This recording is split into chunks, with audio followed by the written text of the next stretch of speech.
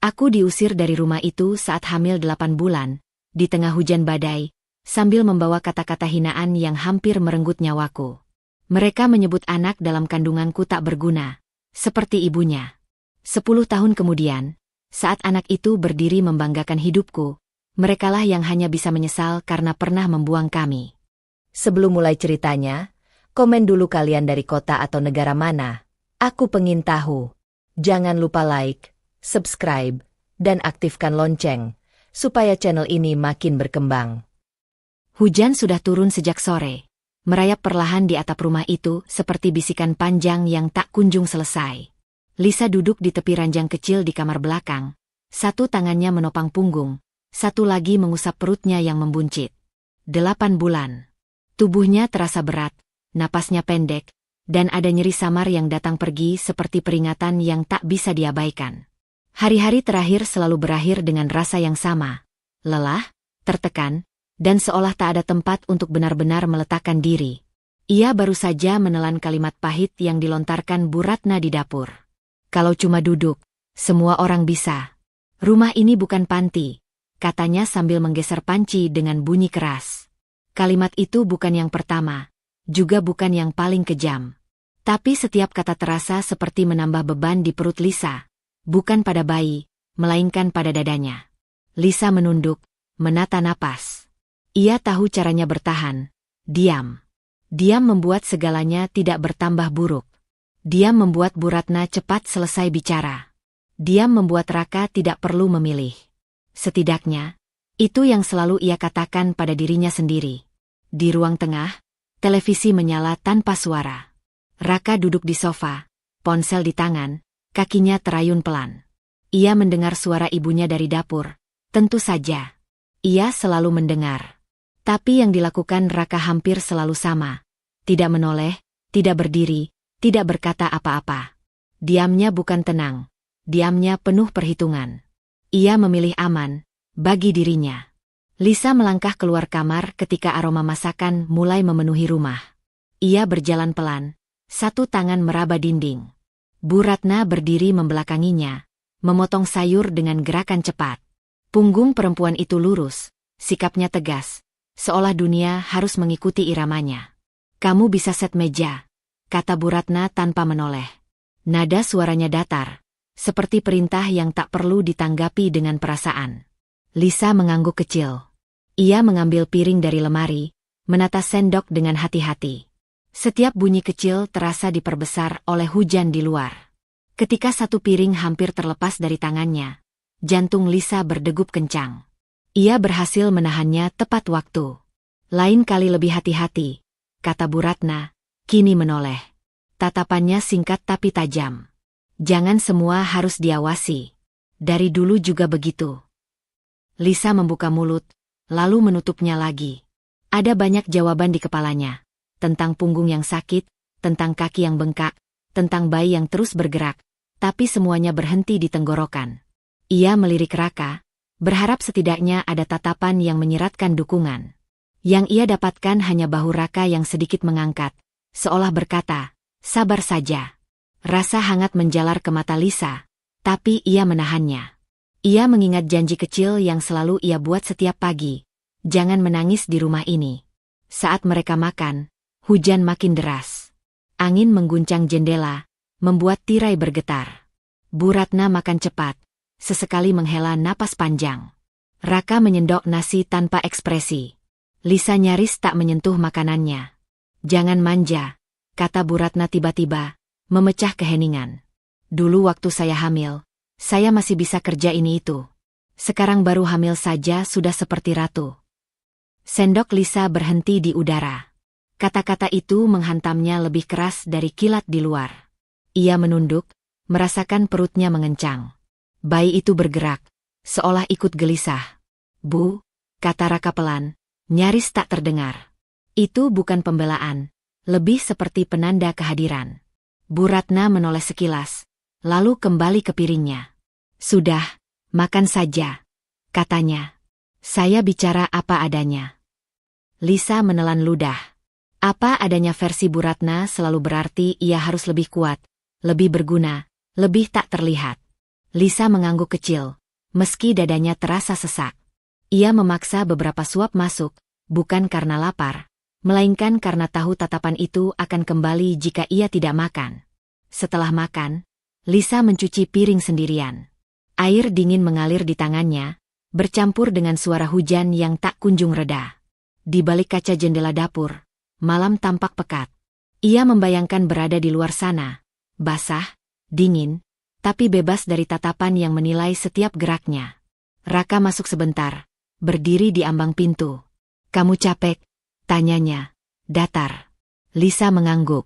Ia ingin berkata lebih, tentang kata-kata ibunya, tentang rasa takut yang menggerogoti, tentang bagaimana ia merasa semakin kecil setiap hari. Tapi Raka tidak mendekat. Ia hanya mengangguk balik, lalu pergi ke ruang tengah. Malam itu, di kamar belakang, Lisa berbaring dengan posisi miring. Hujan masih mengguyur, dan angin membuat atap berderit. Ia memejamkan mata, mencoba tidur, tapi pikirannya berputar. Ia memikirkan bayinya, tentang dunia seperti apa yang akan menyambutnya. Tentang apakah ia sanggup melindungi anak itu jika dirinya sendiri terus tergerus. Sebuah keputusan kecil muncul, samar namun menggetarkan. Besok pagi, ia akan menghubungi Maya. Bukan untuk mengeluh, tapi untuk bertanya. Tentang kemungkinan tinggal sementara. Tentang pilihan yang selama ini tak pernah ia izinkan masuk ke pikirannya. Keputusan itu terasa berisiko. Seperti melangkah ke tengah hujan tanpa payung. Namun untuk pertama kalinya malam itu, di balik badai yang belum meledak, Lisa merasakan sesuatu yang lain menyelinap di dadanya. Keberanian yang rapuh, tapi nyata. Pagi datang tanpa matahari. Langit masih kelabu. Sisa hujan semalam membuat udara lembab dan berat. Lisa terbangun dengan punggung pegal dan kepala penuh pikiran yang belum sempat tertidur. Keputusan kecil yang muncul semalam, menghubungi Maya, masih menggantung di benaknya. Ia belum melakukannya. Bukan karena ragu, tapi karena takut jika begitu ia menekan nomor itu, segalanya akan berubah dan ia tak tahu apakah ia siap. Dari dapur terdengar suara piring beradu. Bu Ratna sudah bangun sejak subuh, seperti biasa. Irama rumah ini selalu ditentukan olehnya. Lisa menarik napas panjang, lalu bangkit perlahan. Ia menahan perutnya yang terasa kencang, mencoba berdiri tanpa suara. Di dapur, Bu Ratna berdiri di dekat meja, wajahnya tegang.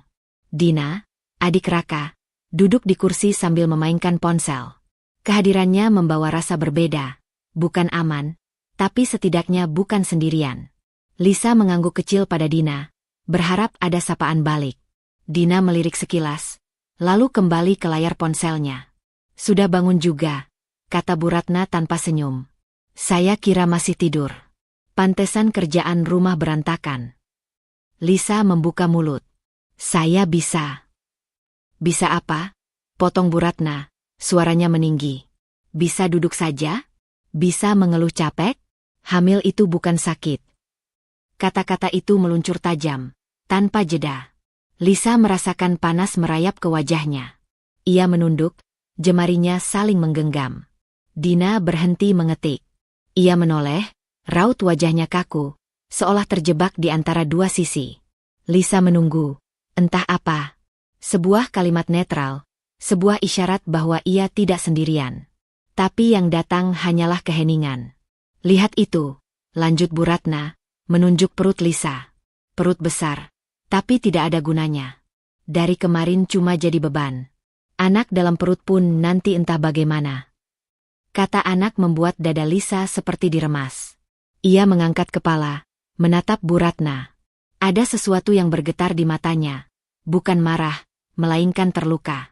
"Bu, jangan begitu," kata Dina akhirnya, pelan. Suaranya nyaris tenggelam oleh bunyi kipas angin. Bu Ratna menoleh tajam. "Kamu membela siapa?" "Saya bicara fakta. Rumah ini jadi berat sejak dia datang." Lisa merasa dunia menyempit. Ia menelan ludah, merasakan perutnya mengencang lagi. Bayinya bergerak, membuatnya meringis. "Maaf," katanya, hampir tak terdengar. Kata itu keluar begitu saja, kebiasaan lama yang selalu ia pakai untuk meredam amarah orang lain. Bu Ratna mendengus. "Maaf tidak mengubah apa-apa." Dina berdiri. Ia memasukkan ponsel ke tas, matanya menghindari Lisa. Aku berangkat, katanya cepat, seperti ingin segera keluar dari udara yang menyesakan. Lisa menatapnya, ada harap yang tak terucap. Dina ragu sejenak di ambang pintu, lalu pergi tanpa menoleh lagi. Pintu tertutup, meninggalkan bunyi yang terasa terlalu keras. Kini hanya ada Lisa dan Bu Ratna. Dan keheningan yang jauh lebih kejam daripada teriakan. Bersihkan dapur, kata Bu Ratna singkat, lalu keluar. Lisa berdiri kaku. Dadanya naik turun, napasnya pendek. Ia menatap kursi kosong tempat Dina tadi duduk. Dia melihat semuanya, pikir Lisa, dan memilih pergi. Tangannya gemetar saat ia mengambil lap. Air matanya jatuh ke lantai dapur, bercampur dengan air cucian. Ia tidak menangis terseduh-seduh. Tangisnya sunyi, tertahan, seperti seluruh hidupnya di rumah ini. Siang itu, Raka pulang sebentar. Ia berdiri di pintu dapur, melihat Lisa membersihkan lantai dengan tubuh membungkuk. "Kamu kenapa?" tanyanya. Lisa menggeleng. Ia terlalu lelah untuk menjelaskan. Terlalu lelah untuk berharap. Raka menghela napas. "Ibu lagi capek. Jangan dipikirkan." Kalimat itu jatuh seperti palu terakhir. Bukan karena jahat, tapi karena kosong. Lisa menyadari sesuatu yang membuat dadanya dingin. Di rumah ini, rasa sakitnya selalu dianggap remeh. Malam datang, dan hujan turun lagi, lebih pelan dari kemarin, tapi cukup untuk membuat jendela berkabut. Lisa duduk di ranjang, memeluk bantal. Ia memikirkan kejadian pagi tadi, wajah Dina yang berpaling, suara Bu Ratna yang tak ragu merendahkannya. Untuk pertama kalinya, sebuah kesimpulan terbentuk jelas, tanpa emosi berlebihan. Hanya fakta pahit, rumah ini bukan lagi tempat aman. Ia mengambil ponsel dari laci. Jarum jam menunjukkan hampir tengah malam. Jarinya gemetar saat mencari nama yang semalam belum ia sentuh. "Maya." Lisa menatap layar lama, lalu menekan panggil. Nada sambung terdengar. 1, 2. Keputusan kecil itu terasa seperti melangkah ke tepi jurang. Ia belum tahu apakah akan jatuh atau diselamatkan. Tapi ia tahu satu hal. Bertahan di rumah ini, dalam diam, bukan lagi pilihan yang aman, bagi dirinya, dan bagi anak yang sedang ia lindungi dengan seluruh sisa kekuatannya. Nada sambung itu berhenti sebelum ada suara di seberang. Lisa menatap layar ponselnya yang kembali gelap, seolah keputusan yang semalam ia ambil ditelan malam begitu saja. Ia tidak tahu apakah Maya tidak mendengar, atau sengaja tidak mengangkat. Yang ia tahu, pagi datang terlalu cepat, dan ia masih berada di rumah yang semalam ia putuskan bukan lagi tempat aman. Angin mengamuk sejak subuh. Langit menggelap seperti sore yang dipaksa datang lebih awal. Daun-daun di halaman berjatuhan, terseret air hujan yang mulai turun deras. Lisa berdiri di dekat jendela kamar, memeluk perutnya yang terasa keras sejak bangun tidur. Kontraksi kecil datang seperti ombak yang salah waktu, belum teratur, tapi cukup untuk membuatnya waspada. Di luar kamar, suara Bu Ratna terdengar nyaring. Kali ini bukan keluhan biasa. Ada kemarahan yang tak disembunyikan. "Raka!" teriaknya dari ruang tengah. "Kamu lihat ini." Lisa keluar pelan. Raka berdiri di depan ibunya, wajahnya tegang. Di lantai, air menetes dari plafon dekat rak sepatu. Kebocoran lama yang baru diperbaiki setengah hati. "Ini semua karena siapa?" kata Bu Ratna, menunjuk genangan kecil itu. "Rumah jadi begini sejak dia datang. Bawa masalah, bawa beban." Lisa merasa jantungnya berdebar terlalu cepat. Ia menahan diri untuk tidak melangkah maju. Setiap kata Bu Ratna terasa seperti mendorongnya lebih dekat ke tepi. "Bu, hujannya deras," kata Raka, mencoba menenangkan. "Nanti juga." "Tidak." Bu Ratna memotong, suaranya melengking. "Saya sudah cukup. Saya capek punya menantu yang cuma bisa jadi korban." Tatapan Bu Ratna beralih ke Lisa. Tajam, penuh penilaian. "Kamu dengar? Pergi kamu. Bawa anak di dalam perutmu itu. Sama tidak bergunanya." Kata-kata itu menggema di kepala Lisa. Ia merasakan kontraksi datang lebih kuat, membuatnya terhuyung. Tangannya meraih meja, napasnya terputus-putus. "Bu!" suara Lisa serak. Ia ingin berkata sesuatu, apa saja, tapi lidahnya terasa berat. Raka melirik Lisa, lalu kembali ke ibunya. Bu, tenang dulu. Jangan sekarang. Nanti kita bicarakan. Kalimat itu jatuh perlahan, tapi menghantam lebih keras daripada teriakan. Nanti. Bukan sekarang. Bukan saat ini. Bukan ketika istrinya berdiri dengan perut besar, wajah pucat, dan hujan badai mengamuk di luar. Lisa menatap Raka.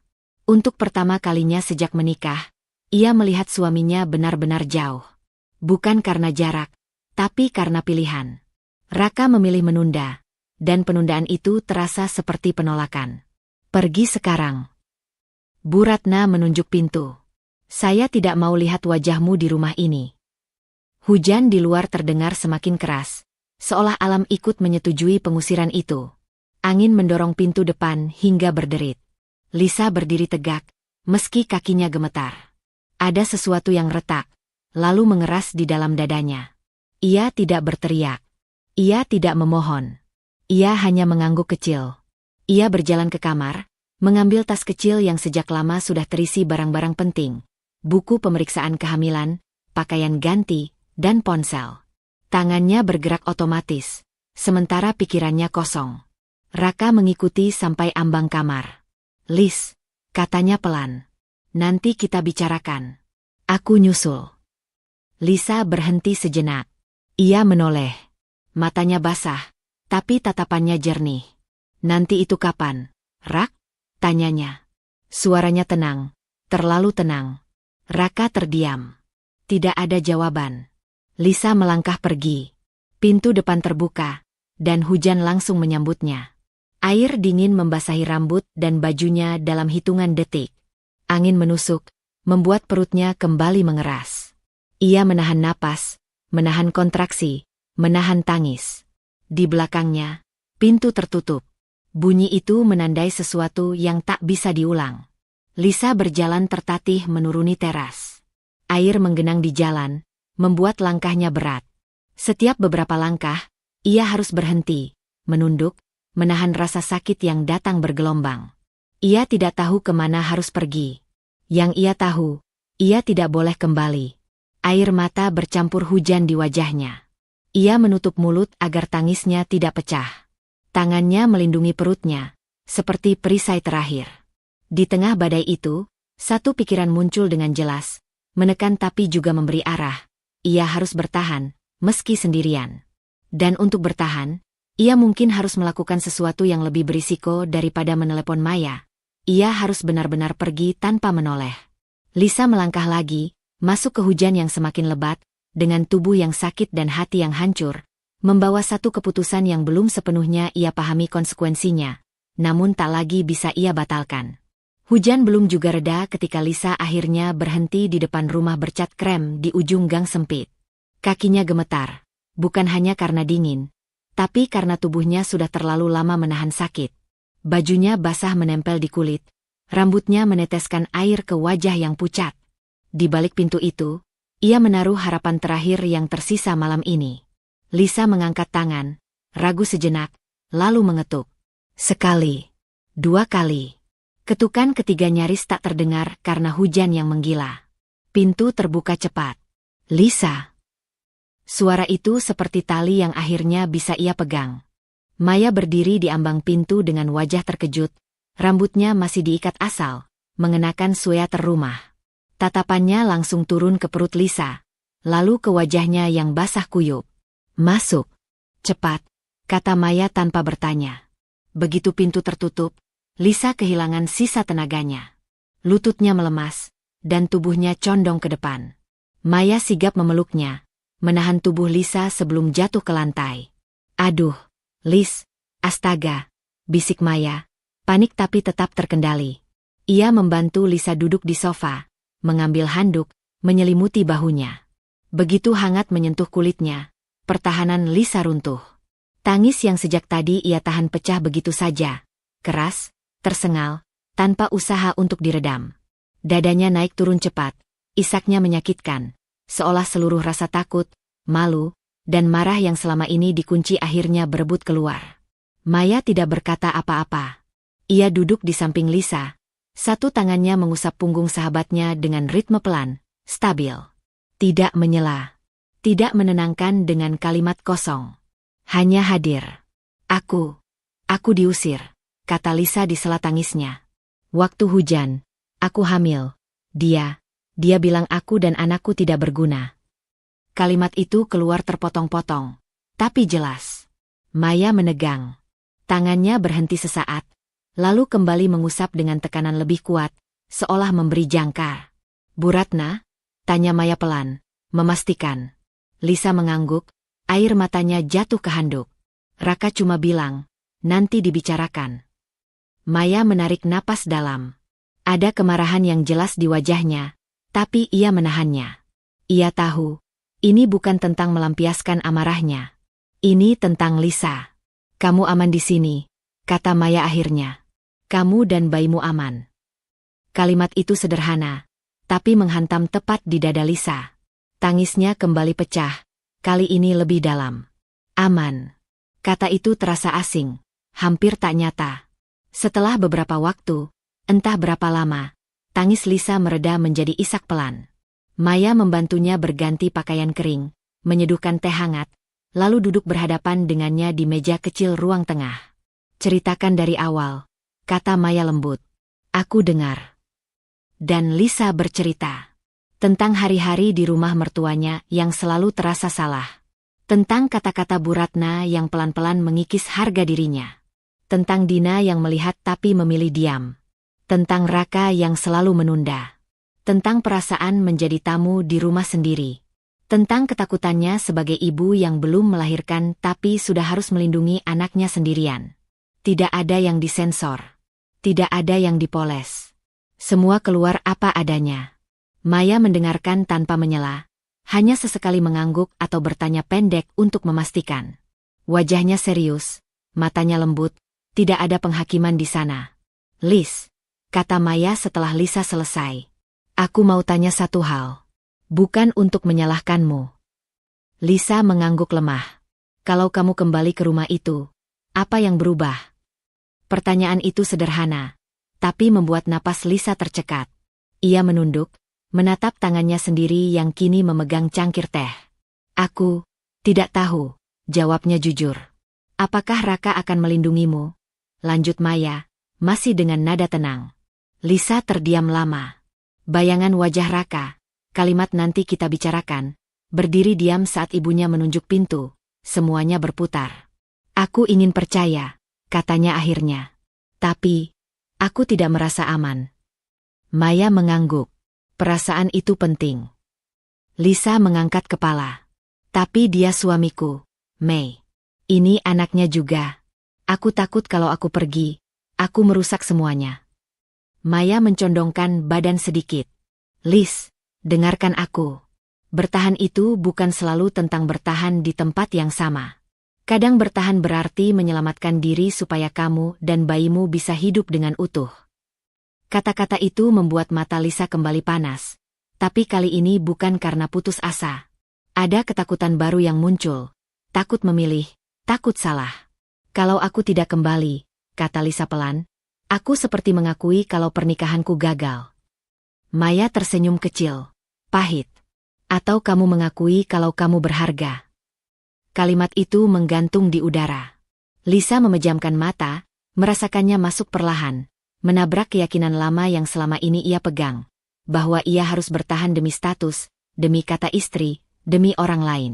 Malam makin larut. Hujan di luar mulai mereda, menyisakan suara tetes air dari talang. Lisa berbaring di kamar tamu, tubuhnya lelah tapi pikirannya terjaga. Ia mengusap perutnya yang kini terasa lebih tenang. Pilihan itu berdiri jelas di hadapannya, meski belum ia sentuh sepenuhnya. Kembali demi suami yang tak melindungi, atau bertahan di sini, sementara, demi dirinya dan bayi yang bergantung padanya. Lisa meraih ponselnya. Ada pesan masuk dari Raka. Singkat, kamu di mana? Kita bicarakan besok. Jarinya menggenggam ponsel itu lama. Jantungnya berdebar, bukan karena rindu, tapi karena sadar jawabannya. Apapun itu, akan membawa konsekuensi. Akhirnya, Lisa mengirim satu pesan pendek. Tidak menjelaskan. Tidak berjanji. Aku aman. Jangan datang malam ini. Ia meletakkan ponsel, menarik napas panjang, dan menatap langit-langit kamar. Keputusan kecil itu terasa berisiko, seperti menutup satu pintu tanpa tahu apakah pintu lain benar-benar terbuka. Tapi untuk pertama kalinya sejak diusir, Lisa merasa ia tidak lagi berdiri di tengah badai tanpa perlindungan. Pagi di rumah Maya terasa lebih tenang daripada yang seharusnya. Cahaya matahari masuk malu-malu melalui celah tirai, menyinari lantai ruang tamu yang masih hangat oleh sisa hujan semalam. Lisa duduk di sofa dengan punggung disangga bantal, tangannya memeluk perut yang kini terasa berat namun stabil. Ia tidak tidur nyenyak, tapi cukup untuk membuat kepalanya jernih. Pesan yang ia kirim pada Raka tadi malam masih terngiang, terutama karena balasan itu tak pernah datang. Ketukan di pintu memecah keheningan. Maya yang sedang menyeduh teh menoleh cepat. Tatapan mereka bertemu, dan tanpa perlu bertanya, Lisa tahu siapa yang berdiri di balik pintu itu. Jantungnya berdegup lebih cepat, bukan karena rindu, melainkan karena firasat. Maya membuka pintu. Raka berdiri di sana, mengenakan jaket tipis, wajahnya kusut dan mata lelah. Ia tampak seperti seseorang yang tidak tidur cukup, tapi bukan karena memikirkan istrinya, lebih karena tekanan yang menumpuk di kepalanya sendiri. "Lis," katanya begitu melihat Lisa. Nada suaranya terdengar lega, seolah ia baru menemukan barang yang sempat hilang. Lisa tidak berdiri. Ia tetap duduk, menjaga jarak yang kini terasa perlu. "Kamu kenapa nggak ngabarin?" lanjut Raka, melangkah masuk tanpa menunggu undangan. "Ibu semalaman marah-marah." Maya menutup pintu dengan pelan, lalu berdiri sedikit menjauh, memberi ruang tanpa benar-benar pergi. Kehadirannya seperti dinding tipis, tidak mencampuri, tapi juga tidak meninggalkan Lisa sendirian. "Aku sudah bilang aku aman," kata Lisa tenang. Ia terkejut mendengar suaranya sendiri terdengar stabil. Raka menghela napas, mengusap wajahnya. "Lis, aku datang jemput kamu. Pulanglah. Keadaan di rumah lagi nggak enak." Lisa menatapnya. "Keadaan di rumah memang tidak pernah enak buat aku, Rak." Raka terdiam sejenak, lalu duduk di kursi seberang. "Kamu harus mengerti ibu. Dia lagi banyak tekanan. Usianya juga sudah nggak muda. Kadang bicaranya keras, tapi maksudnya bukan menyakitiku," potong Lisa pelan. Kata-kata itu tidak tajam, tapi tepat. "Dia mengusirku saat hujan, Rak. Saat aku hamil 8 bulan. Raka menghindari tatapannya. "Itu, ibu sedang emosi." Kalimat itu terasa familiar. Terlalu familiar. Lisa merasakan sesuatu bergerak di dalam dadanya. Bukan amarah, melainkan kelelahan yang dalam.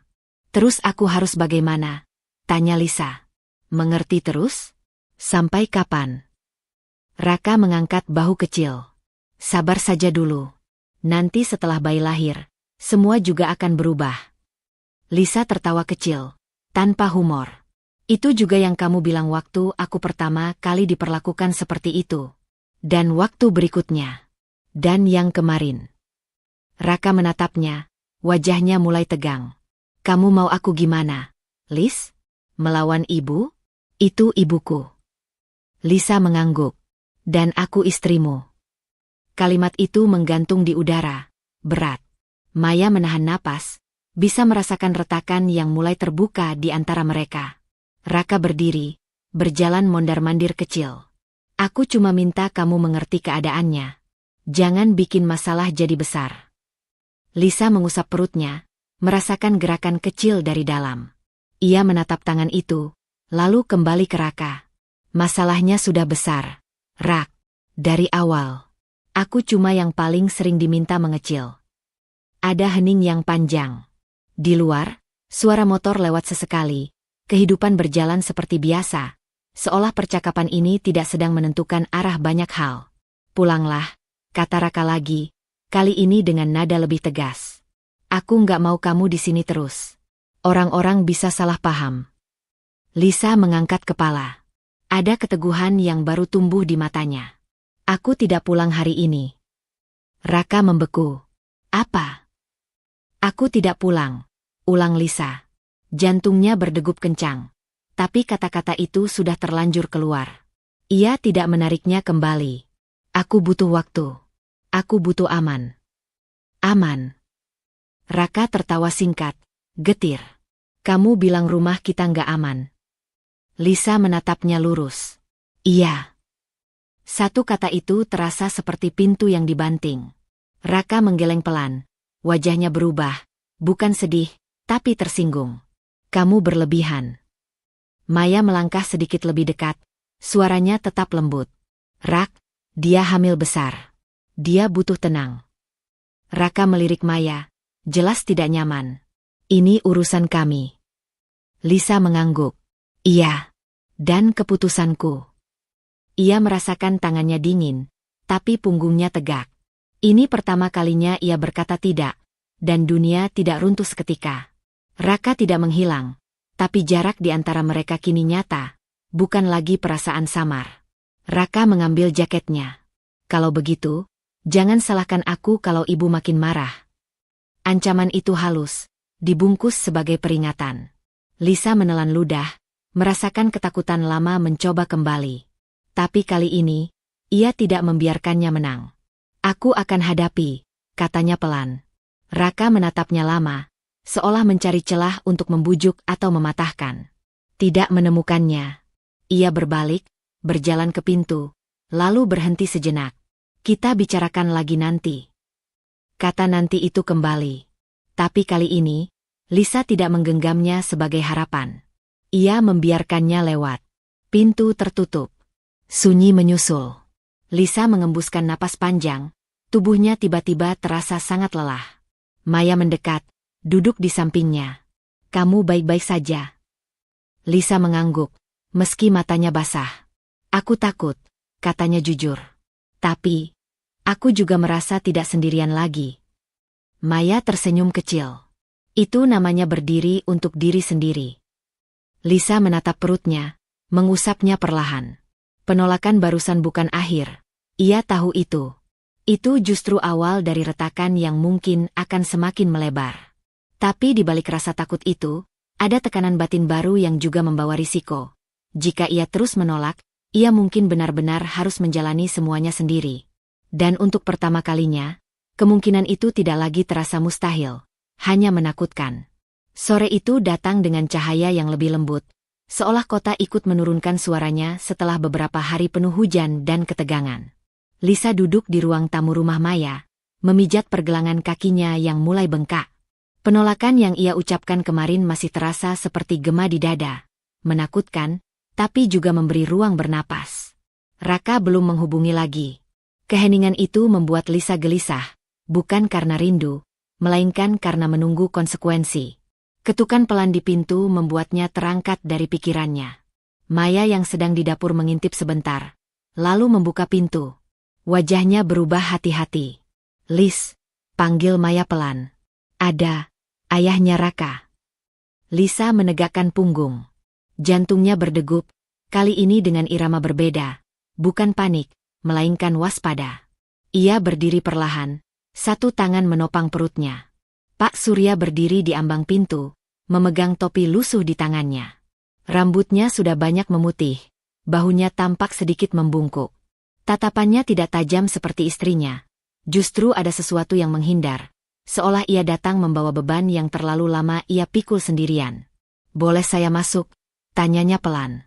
Lisa mengangguk. Silakan, Pak. Pak Surya melangkah masuk, menatap sekeliling dengan canggung. Ia memilih berdiri, meski Maya menawarkan kursi. Sikapnya kaku, seperti tamu yang tidak yakin diterima. Saya tidak bilang ke Ratna, katanya cepat, hampir berbisik. Saya cuma ingin memastikan kamu baik-baik saja. Kalimat itu membuat dada Lisa menghangat sekaligus perih. Ia mengangguk pelan. Saya baik, Pak. Terima kasih. Pak Surya menghela napas panjang, menatap lantai. Apa yang terjadi? Seharusnya tidak begitu. Lisa menunggu. Ia tidak memotong.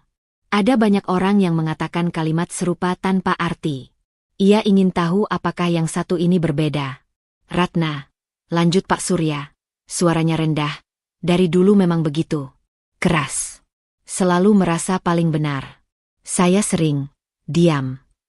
Ia mengangkat kepala, menatap Lisa dengan mata yang tampak lelah.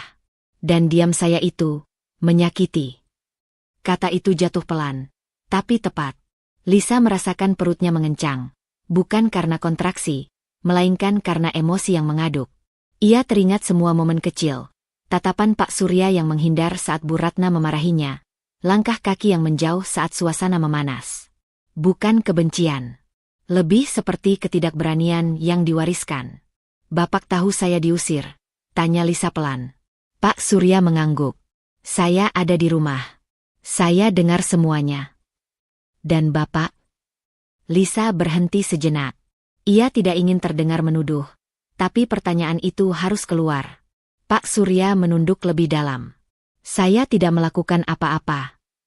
Kejujuran itu membuat ruangan terasa sunyi. Maya berdiri di dekat pintu, tidak ikut campur, tapi kehadirannya seperti penyangga. Waktu Raka kecil, kata Pak Surya tiba-tiba, dia sering melihat ibunya marah. Saya selalu bilang ke dia, jangan membantah. Saya pikir itu cara menjaga keluarga tetap utuh. Ia tersenyum pahit. Ternyata, itu cuma mengajarkan diam. Lisa menghela napas pelan. Potongan-potongan mulai menyatu. Sikap Raka yang selalu menunda, memilih aman, menghindari konflik, bukan muncul tiba-tiba. Ia tumbuh di rumah yang sama, dengan pola yang sama. Ketidakadilan ini bukan peristiwa satu malam. Ini kebiasaan bertahun-tahun. Saya minta maaf, kata Pak Surya. Akhirnya duduk. Tangannya bergetar saat diletakkan di lutut. Bukan hanya atas kejadian kemarin, tapi karena selama ini membiarkan kamu menanggungnya sendirian. Lisa menatapnya lama. Ada bagian dari dirinya yang ingin marah, menuntut lebih. Tapi ada juga pemahaman baru yang muncul, bahwa permintaan maaf ini datang tanpa janji perubahan. Pak Surya menyesal, tapi tidak akan melawan istrinya. Tidak hari ini. Mungkin tidak pernah. Terima kasih sudah datang, Pak, kata Lisa akhirnya. Suaranya lembut, tapi tegas. Tapi saya perlu jujur. Pak Surya mengangkat kepala. Saya tidak bisa kembali ke rumah itu, lanjut Lisa. Jantungnya berdegup lebih cepat. Tapi kata-kata itu terasa benar. Bukan karena saya membenci siapapun. Tapi karena di sana, saya tidak dilindungi. Pak Surya mengangguk pelan, seolah sudah menduga. Raka, belum siap. Lisa tersenyum tipis. Mungkin. Tapi anak saya tidak bisa menunggu sampai semua orang siap. Kalimat itu membuat mata Pak Surya berkaca-kaca. Ia mengusapnya cepat, lalu berdiri. Kalau kamu butuh apapun, saya akan bantu sebisanya. Diam-diam, kalau perlu. Janji itu terdengar rapuh, tapi nyata dalam batas kemampuannya. Lisa mengangguk, menerima apa adanya, tanpa menggantungkan harapan berlebihan. Setelah Pak Surya pergi, Lisa duduk kembali di sofa. Tubuhnya terasa berat, tapi pikirannya justru lebih ringan. Seolah kabut yang selama ini menutupi telah tersingkap. Kamu yakin? Tanya Maya pelan. Lisa mengangguk. Iya. Ia mengusap perutnya, merasakan gerakan kecil dari dalam. Ada ketakutan yang masih tinggal, tentang masa depan, tentang melahirkan tanpa kepastian, tentang menghadapi Raka dan keluarganya. Tapi ada juga kejelasan baru yang tumbuh, tenang dan kukuh. Ia tidak akan kembali ke rumah mertuanya. Keputusan itu bukan ledakan emosi, melainkan hasil dari melihat pola yang tak berubah. Bertahan di sana berarti mengajarkan anaknya hal yang sama. Diam demi damai palsu. Lisa menarik napas panjang. Keputusan ini berisiko. Ia mungkin akan dicap pembangkang, istri durhaka, ibu yang memisahkan anak dari keluarganya. Namun untuk pertama kalinya, risiko itu terasa lebih bisa ia tanggung daripada kembali ke tempat yang perlahan mematahkan dirinya. Di luar, sore beranjak malam dengan tenang. Lisa menatap jendela, menyadari bahwa meski badai belum benar-benar berlalu, ia sudah memilih arah. Dan pilihan itu, sekali diambil, akan menuntut keberanian yang lebih besar lagi di hari-hari berikutnya. Rasa nyeri itu datang dini hari, menyusup pelan lalu menghantam tanpa ampun. Lisa terbangun dengan napas terputus, tangannya refleks menekan perut yang mengeras. Ia mencoba menghitung jeda, seperti yang bidan ajarkan di kelas persiapan persalinan yang dulu ia ikuti sendirian. 5 menit. 4. Lalu 3. Rasa sakitnya berbeda dari kontraksi palsu yang pernah ia tahan. Ini lebih dalam, lebih pasti. Maya sudah bangun sebelum Lisa sempat memanggil. Ia berdiri di ambang pintu kamar tamu, rambutnya diikat cepat, mata waspada. "Sudah?" tanyanya. Lisa mengangguk, keringat dingin mulai membasahi pelipis. "Kayaknya, ini." Tidak ada panik berlebihan. Hanya gerak cepat dan keputusan yang tegas. Maya mengambil tas persalinan yang sudah lama disiapkan, memesan mobil, lalu membantu Lisa berdiri. Setiap langkah menuju pintu terasa seperti menantang tubuhnya sendiri. Di dalam mobil, Lisa menggenggam tangan Maya erat-erat. Setiap kontraksi membuatnya menunduk, mengerang tertahan. Ia memejamkan mata, berusaha fokus pada satu hal saja. Bayinya harus selamat. "Tarik napas," kata Maya, suaranya stabil. "Kamu tidak sendirian."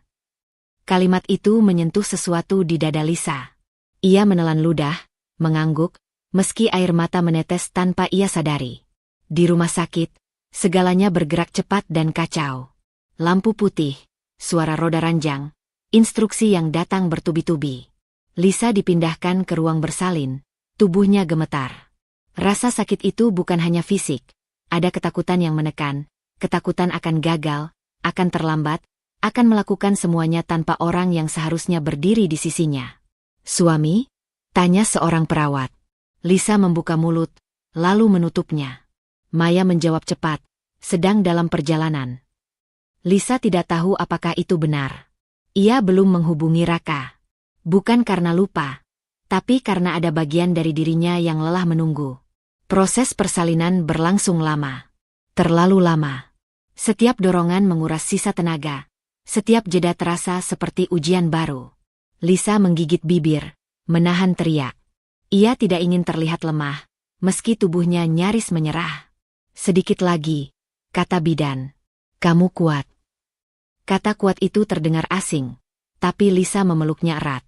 Ia memikirkan semua yang telah ia lalui. Hujan badai, pintu yang ditutup, kata-kata yang merendahkan. Jika semua itu bisa ia lewati, ia tidak akan kalah sekarang. Tangisan bayi akhirnya memecah ruangan. Lisa terisak, antara lega dan tidak percaya. Tubuh kecil itu diletakkan di dadanya, hangat dan nyata. Ia menatap wajah mungil yang memerah, mata yang masih terpejam. Dunia seakan menyempit hanya pada mereka berdua. "Selamat," kata bidan. "Anaknya sehat." Lisa menutup mata, air mata mengalir bebas. Untuk pertama kalinya sejak lama, tangisnya bukan karena terluka, melainkan karena cinta yang datang sekaligus dengan tanggung jawab yang besar. Pintu ruang bersalin terbuka beberapa saat kemudian. Raka berdiri di sana, terengah, rambutnya sedikit basah oleh keringat. Tatapannya menyapu ruangan, lalu berhenti pada Lisa dan bayi di pelukannya. "Lis," katanya pelan. Ia melangkah masuk dengan ragu, seperti tamu di ruang yang asing. Lisa menoleh sekilas. Ada keinginan kecil di dadanya untuk berkata sesuatu, apapun, tapi yang muncul justru keheningan. Ia kembali menatap bayinya. Raka berdiri di samping ranjang, tangannya terangkat setengah, lalu turun lagi. "Maaf, aku telat. Ibu." Lisa menghela napas pelan. Ia tidak ingin mendengar alasan. "Tidak hari ini. Tidak di ruangan ini. Ini anak kita," kata Maya dari sudut ruangan. Nadanya netral tapi tegas. Ia berdiri di sana sejak awal, saksi dari semua yang terjadi. Raka mengangguk cepat. Iya, tentu." Ia menatap bayi itu, senyum canggung muncul di wajahnya. "Halo." Lisa memperhatikan reaksi itu tanpa emosi berlebih. Tidak ada ledakan marah, tidak ada air mata. Hanya jarak yang tiba-tiba terasa sangat nyata. Raka hadir, tapi tidak menyatu dengan momen ini.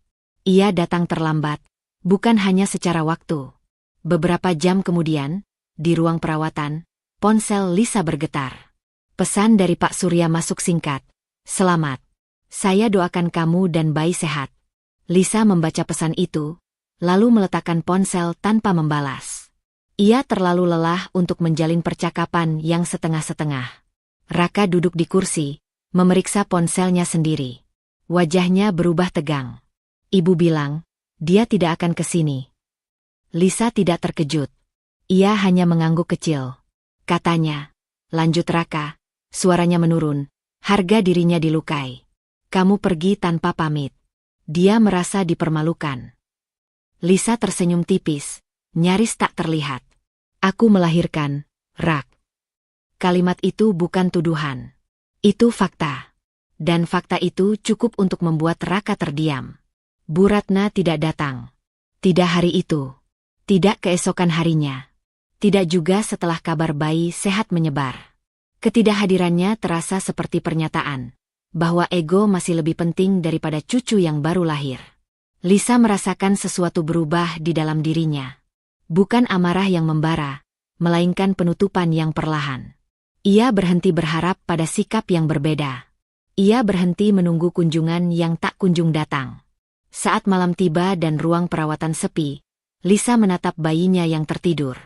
Ia mengusap pipi kecil itu dengan ujung jari, gerakannya lembut dan penuh janji. Aku akan jaga kamu, bisiknya.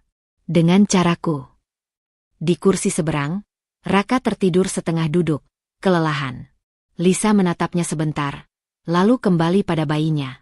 Ada tembok baru yang ia bangun malam itu, bukan untuk menyerang, melainkan untuk melindungi.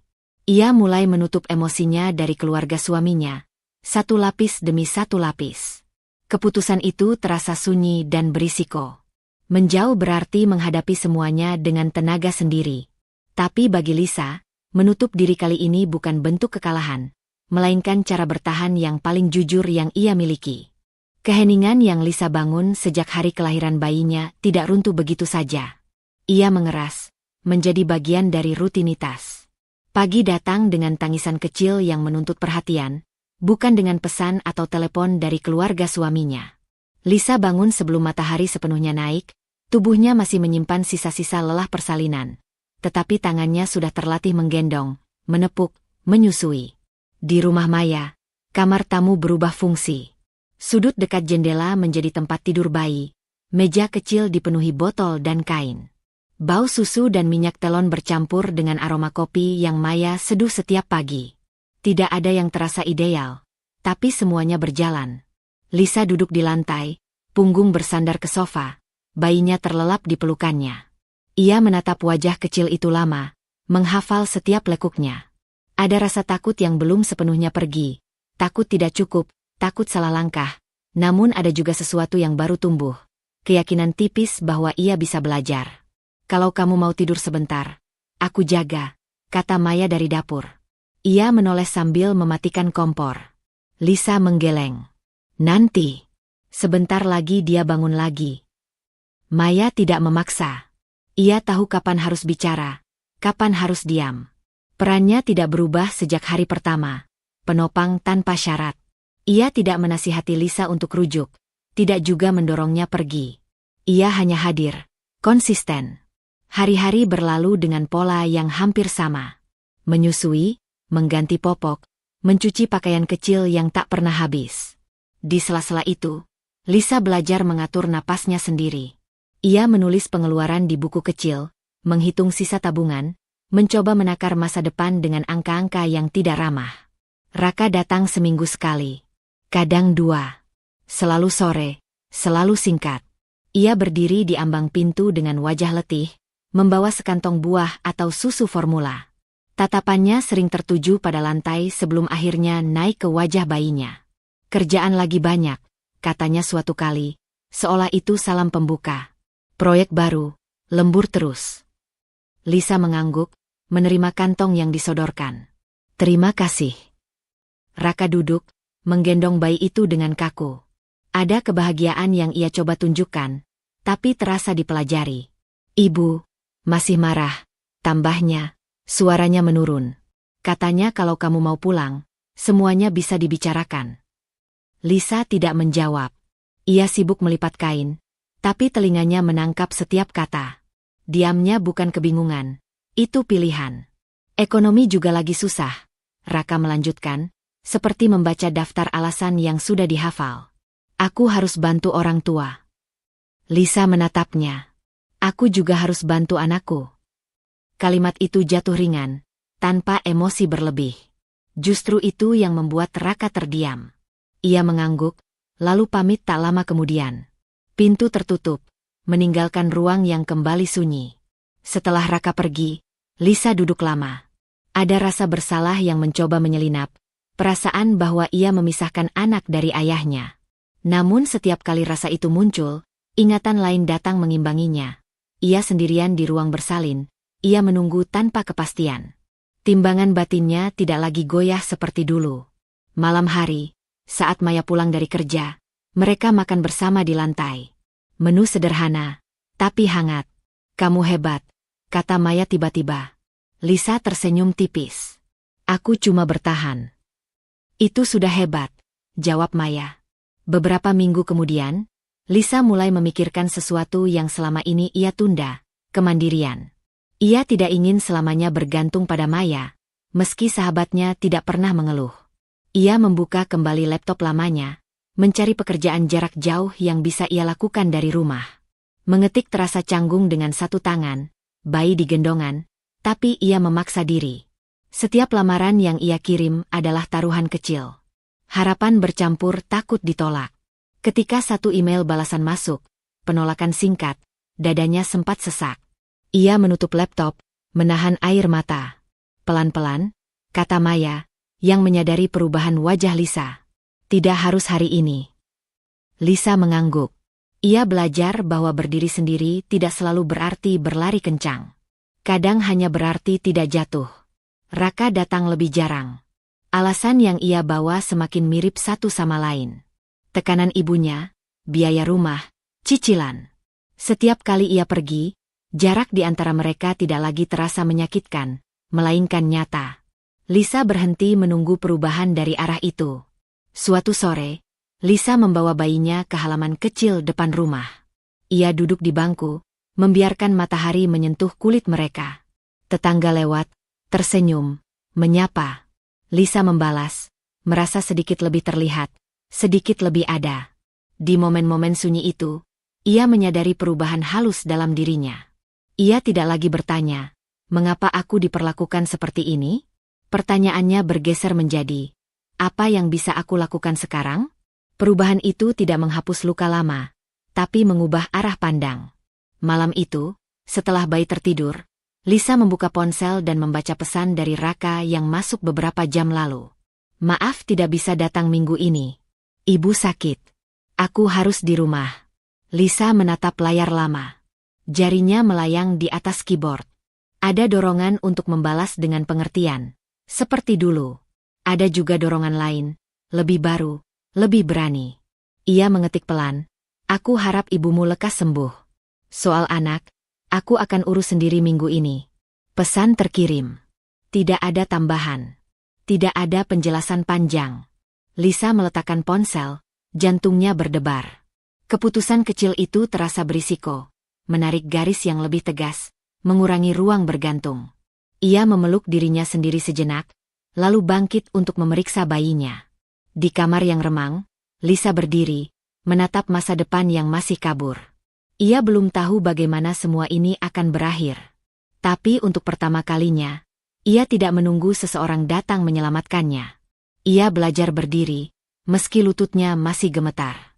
Pesan yang Lisa kirimkan pada Raka malam itu masih menggantung di udara seperti sesuatu yang belum sepenuhnya ia pahami dampaknya. Ia tidak menyesal, tetapi tubuhnya menyimpan sisa tegang, sejenis kesiagaan baru, seperti orang yang tahu ia baru saja menggeser batas. Pagi datang tanpa balasan. Lisa bangun, menyusui bayinya, lalu menatap dinding sambil mendengarkan napas kecil yang teratur. Ada rasa tenang yang tipis, namun rapuh. Hari itu Maya harus masuk kerja lebih pagi. Lisa sendirian di rumah, mencoba menata jadwalnya sendiri. Ia menyapu lantai, mencuci botol, lalu duduk di teras depan ketika bayinya tertidur. Udara terasa lembab setelah hujan malam sebelumnya. Di kejauhan, suara motor berhenti. Lisa. Ia menoleh. Seorang pria parubaya berdiri di luar pagar, ragu-ragu. Wajahnya tidak asing, meski butuh beberapa detik bagi Lisa untuk mengenalinya. "Pak Arif?" tanyanya, memastikan. Pria itu tersenyum kecil, lega dikenali. "Iya, kamu masih ingat saya." Arif adalah tetangga lama keluarga Raka, orang yang sering ia lihat dulu ketika masih tinggal di rumah mertua. Ia biasa menyapa singkat, membawa belanjaan, atau duduk di teras bersama Pak Surya. Tidak pernah terlalu dekat, tapi cukup akrab untuk saling tahu. "Ada apa, Pak?" Lisa berdiri, refleks menutup gendongan bayinya lebih rapat. Arif menggaruk tengkuknya. "Boleh bicara sebentar? Kalau tidak mengganggu." Lisa ragu sejenak, lalu membuka pagar. Mereka duduk di kursi plastik teras. Arif menunduk, memilih kata-kata. "Saya sebenarnya bingung mau bicara atau tidak," katanya akhirnya. "Tapi saya pikir kamu perlu tahu." Lisa menahan napas. Instingnya langsung siaga. "Ibu Raka." Arif berhenti, menghela napas panjang. "Bu Ratna cerita ke beberapa orang. Di warung, di pengajian. Katanya kamu pergi karena keras kepala. Tidak hormat sama mertua. Ada juga yang bilang kamu bawa masalah ke keluarga." Kalimat itu jatuh satu persatu, tidak terburu-buru, tapi cukup untuk membuat dada Lisa terasa ditekan. Ia tidak langsung bereaksi. Wajahnya kosong, seolah sedang membaca sesuatu yang jauh di belakang mata. "Dia bilang kamu tidak mau mengurus suami," lanjut Arif pelan, seolah takut menambah luka. "Dan soal anak, dia bilang kamu sengaja menjauhkan." Lisa menelan ludah.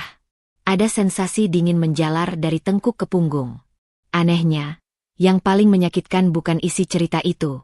Ia sudah lama belajar menerima bahwa Bu Ratna tidak menyukainya. Yang menghantamnya adalah kesadaran lain, yang muncul bersamaan dan tak bisa dihindari.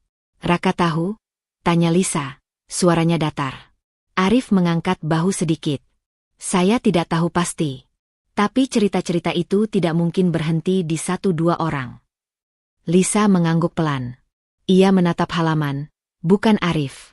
Dalam benaknya, potongan-potongan lama berkelebat, penghinaan di meja makan, tatapan Raka yang menghindar, kalimat "nanti kita bicarakan." Semua menyusun satu garis lurus yang kini terlihat jelas. "Kenapa Bapak bilang ke saya?" tanyanya. Akhirnya, Arif tampak canggung. "Karena saya tidak setuju caranya. Dan karena dulu kamu baik. Saya pikir kamu berhak tahu apa yang dibicarakan orang tentang kamu." Itu bukan pembelaan. Itu bukan perlawanan. Tapi cukup jujur untuk membuat Lisa mengangguk. "Terima kasih, Pak," katanya. "Saya sudah dengar." Arif berdiri, ragu. "Kalau ada yang bisa saya bantu." Lisa tersenyum tipis. "Sudah cukup." Setelah Arif pergi, Lisa tetap duduk. Bayinya mulai bergerak, mengeluarkan suara kecil. Lisa menggendongnya, menepuk perlahan. Tangannya stabil, tapi dadanya bergejolak. Ia mencoba merunut perasaannya. Marah? Ada. Sedih? Jelas. Tapi yang paling dominan adalah sesuatu yang lebih berat, lebih padat. Kesadaran pahit bahwa selama ini, tidak pernah ada yang berdiri di sisinya. Bukan hanya sekarang. Sejak awal. Bahkan ketika cerita buruk itu beredar, ia tahu tidak akan ada klarifikasi dari Raka.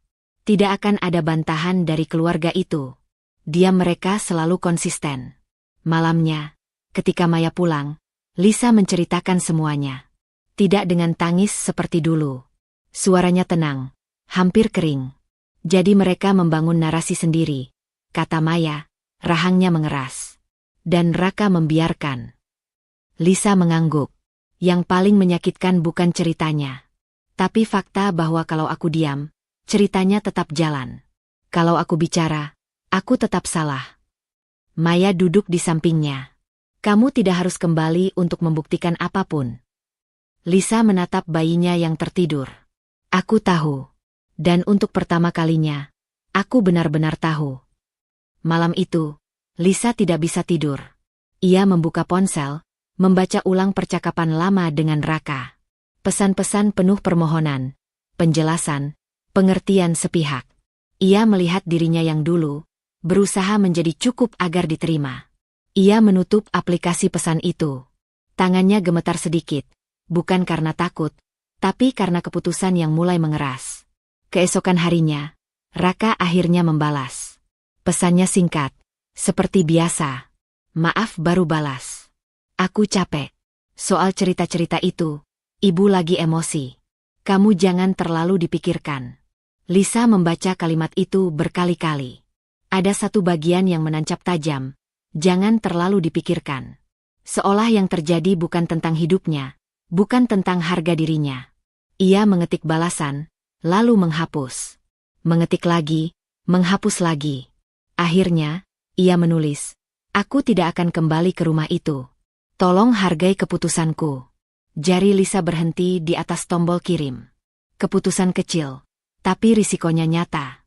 Mengirim pesan itu berarti menutup satu pintu yang selama ini setengah terbuka.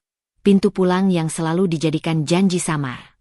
Ia menarik napas, lalu menekan kirim. Ponsel diletakkan terbalik di meja. Lisa memeluk bayinya, merasakan detak kecil yang hidup dan bergantung padanya. Di dadanya, tidak ada lagi keraguan yang mengambang. Yang ada hanyalah tekad yang tenang, namun keras. Ia tahu badai belum selesai. Cerita buruk mungkin akan terus beredar. Tekanan bisa datang dari mana saja. Tapi satu hal kini jelas baginya. Ia tidak akan kembali ke tempat di mana ia dibiarkan sendirian, bahkan saat difitnah. Keputusan itu tidak membawa lega seketika. Justru membawa beban baru, ketidakpastian, konflik lanjutan, mungkin perlawanan. Namun Lisa menerimanya, berdiri di ambang masa depan yang belum ramah, dengan satu garis yang sudah ia tarik dan tidak berniat ia hapus. Pagi itu, Lisa sedang menjemur pakaian bayi ketika ponselnya bergetar di meja. Ia tidak langsung mengambilnya. Sejak mengirim pesan penolakan itu, ada ruang hening yang sengaja ia jaga. Ruang untuk bernapas tanpa harus bersiap membela diri. Bayinya tertidur di ayunan kain, wajahnya tenang, seolah dunia tidak sedang menarik-narik ibunya ke berbagai arah. Getaran kedua menyusul. Lisa akhirnya mendekat, melirik layar. Nama Raka. Ada sesuatu di dadanya yang bergerak, bukan panik, bukan harap. Lebih mirip kewaspadaan yang dingin. Ia mengangkat telepon. "Halo," katanya singkat. Di seberang sana, suara Raka terdengar serak dan terburu-buru. "Lis, kamu di mana sekarang?" Lisa menahan diri untuk tidak menjawab refleks. "Ada apa?" "Aku kehilangan pekerjaan, Lis." Kalimat itu meluncur tanpa pengantar, seolah sebuah kartu yang diharapkan otomatis membuka pintu simpati. Lisa menutup mata sejenak. Ada kilasan rasa iba, manusiawi, tak bisa dihindari. Tapi perasaan itu tidak berlari lebih jauh. "Kenapa?" tanyanya pelan. "Perusahaan lagi efisiensi. Aku sudah beberapa minggu ini kepikiran, kerja jadi berantakan." Raka menarik napas kasar. "Kondisi rumah tangga kita juga bikin aku tidak fokus." Kalimat terakhir itu berhenti di udara, berat dan menuding. Lisa membuka mata. Jemarinya menggenggam ponsel sedikit lebih erat. "Jadi kamu menyalahkan aku?" tanyanya. Suaranya tetap rendah. "Bukan menyalahkan." Raka cepat-cepat meralat, tapi nada defensifnya jelas. "Tapi kamu pergi, Lisa. Kamu bikin semuanya jadi tidak stabil. Ibu juga terus sakit-sakitan karena kepikiran." Lisa mendengarkan tanpa memotong. Dulu, kalimat-kalimat seperti itu akan membuatnya tergesa menjelaskan, meminta maaf, mencoba memperbaiki sesuatu yang bahkan bukan kesalahannya. Sekarang, ia hanya mencatat. "Aku butuh kamu pulang," lanjut Raka. "Sekarang, kita ini keluarga. Aku butuh dukunganmu." Lisa menatap bayinya yang mulai bergerak pelan, mengeluarkan suara kecil. Ia mengayun perlahan dengan satu tangan, menjaga napasnya tetap rata. "Raka," katanya akhirnya, "kamu datang ke sini." "Ada jeda. Aku bisa ke sana sore ini." "Baik," jawab Lisa. "Kita bicara langsung." Sore itu, Raka datang dengan wajah lelah dan mata yang gelisah. Pakaiannya kusut, rambutnya tak serapi biasanya. Ia berdiri di depan rumah Maya, ragu menekan bel. Ketika pintu dibuka, Lisa yang muncul, menggendong bayinya. Raka menelan ludah. "Aku mau lihat anakku." Lisa menggeser tubuh sedikit, memberi ruang. Masuk. Maya sengaja tidak ikut campur. Ia hanya menyapa singkat lalu masuk ke kamar, memberi mereka ruang yang cukup tanpa benar-benar meninggalkan Lisa sendirian. Mereka duduk berhadapan. Raka menatap bayi itu lama, lalu menghela napas. Dia mirip kamu. Terima kasih, jawab Lisa datar. Raka mengangkat wajah. Lis, kondisiku sedang sulit. Aku tidak punya pekerjaan. Ibu terus menekanku. Aku butuh kamu pulang. Kita hadapi sama-sama. Lisa mendengarkan. Di dalam dirinya, ada sesuatu yang berubah posisi. Dulu, ia akan fokus pada kata butuh. Sekarang, ia mendengar kata menekan. Kamu datang ke sini untuk meminta maaf? Tanyanya. Raka terdiam sejenak. Aku datang untuk menyelesaikan masalah. Dengan cara apa? Kita pulang. Kamu harus mengerti kondisi ibuku. Dia orang tua. Cara bicaranya memang begitu. Lisa tersenyum kecil, tanpa hangat. Kamu masih meminta aku mengerti. Bukan kamu yang belajar membela. Raka mengerutkan kening. Kamu ini kenapa sih? Aku sedang jatuh, Lis. Masa kamu tidak bisa menurunkan ego sedikit? Kalimat itu menusuk, tapi tidak sedalam yang ia kira. Lisa menggeser posisi duduknya, memastikan bayinya nyaman. Raka, katanya pelan tapi tegas. Aku tidak pergi karena ego. Aku pergi karena aku diusir. Saat hamil 8 bulan. Saat hujan. Dan kamu diam.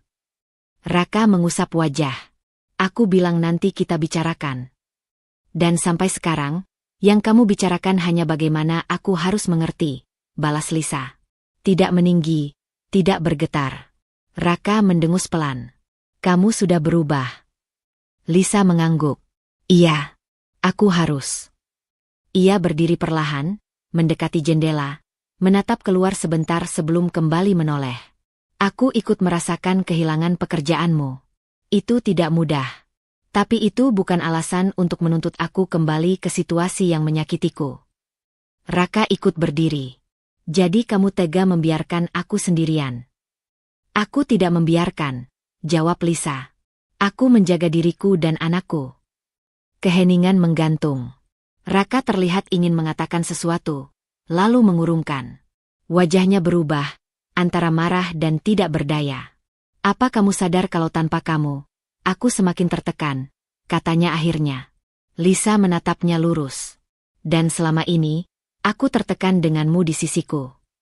Kata-kata itu jatuh pelan, tapi tidak bisa ditarik kembali. Raka mundur setengah langkah, seolah baru benar-benar mendengarnya. Aku tidak akan pulang, lanjut Lisa. Bukan sekarang. Dan bukan dengan cara seperti ini. Jadi ini keputusanmu? Suara Raka mengeras. Iya. Raka tertawa singkat, pahit. Kamu pilih keras kepala. Lisa menggeleng. Aku pilih sadar. Raka mengambil jaketnya, berjalan ke pintu tanpa menoleh lagi pada bayinya. Pintu tertutup dengan suara yang tidak dibanting, tapi cukup keras untuk menandai jarak.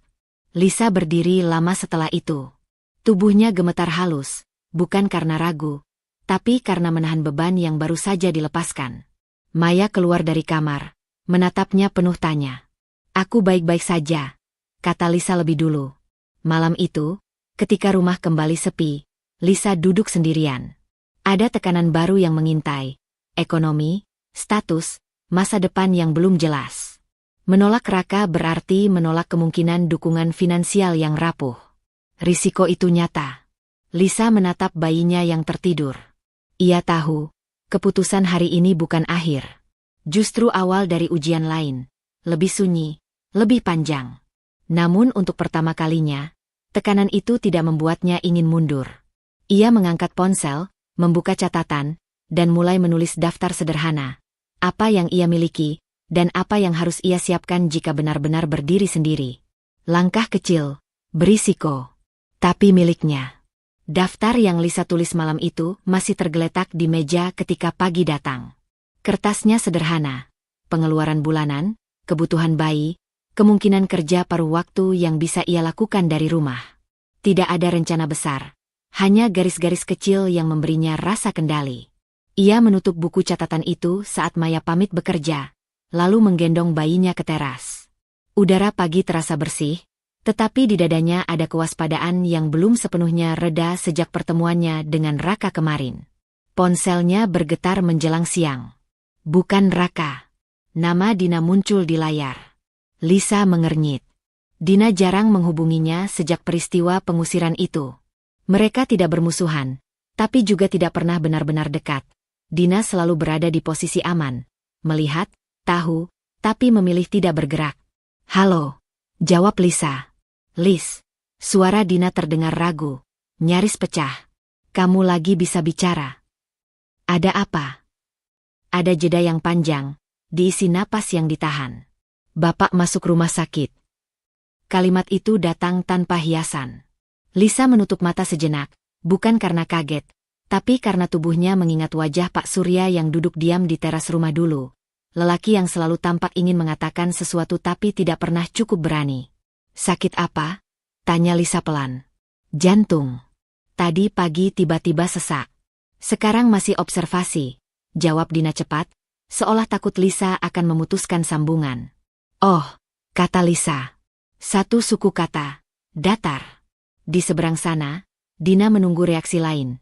Mungkin kepanikan, mungkin tanya lanjutan, mungkin janji datang. Tapi yang datang hanya keheningan. Kamu tidak apa-apa, Lis." Dina mencoba lagi. "Aku dengar," jawab Lisa. "Terima kasih sudah memberitahu." Itu saja.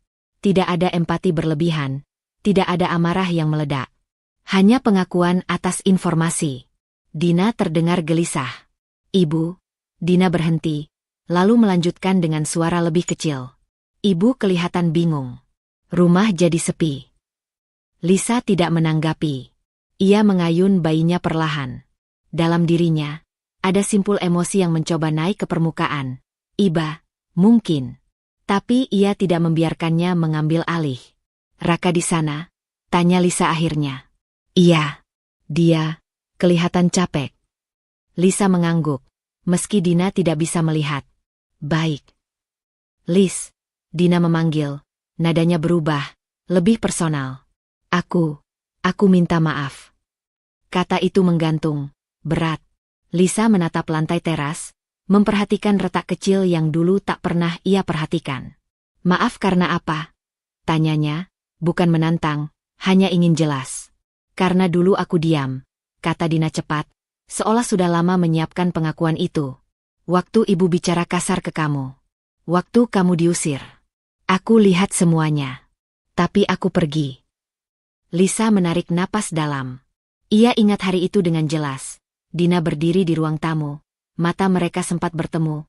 Lalu Dina berbalik dan keluar. Tidak ada kata. Tidak ada isyarat. "Aku takut sama ibu," lanjut Dina. Suaranya bergetar. "Dari kecil. Aku tidak tahu cara melawan." Lisa memejamkan mata. Ada bagian dirinya yang ingin berkata, "Aku juga takut." Tapi ketakutan itu telah berubah bentuk. "Aku mengerti," katanya akhirnya. "Takut itu nyata." "Jadi, kamu marah?"